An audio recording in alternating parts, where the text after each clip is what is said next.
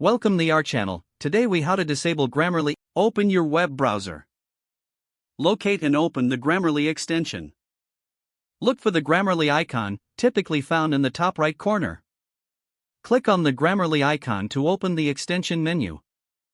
In the menu, find and click on the account option. This will redirect you to the Grammarly website. Sign in to your Grammarly account if prompted. Once signed in, navigate to the Settings menu. Look for the Writing Style section.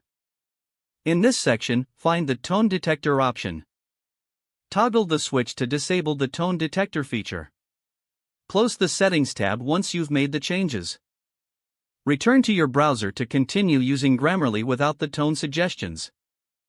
Refresh any open documents or pages to ensure the changes take effect. You have successfully disabled the Grammarly AI writing tone in your browser. If the page does not load, refresh the browser or try again in a private or incognito window. Make sure you are using the correct email address, then retype it carefully to avoid small typos. If your password is not accepted, use the reset option and create a new strong password you can remember. Check your spam folder for verification or security emails, then complete any requested confirmation steps. Enable two-factor authentication if available to improve account security and reduce unauthorized access risk. After signing in, review your profile details so your contact information and settings are accurate and current. If you see an error message, note it down and try again after restarting your device and internet connection.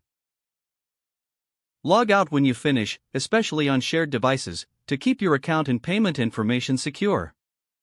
If the page does not load, refresh the browser or try again in a private or incognito window.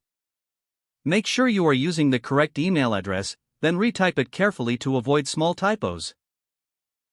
If your password is not accepted, use the reset option and create a new strong password you can remember. Check your spam folder for verification or security emails, then complete any requested confirmation steps. Enable two-factor authentication if available to improve account security and reduce unauthorized access risk. Don't forget to like this video and subscribe to our channel for more step-by-step tech guides.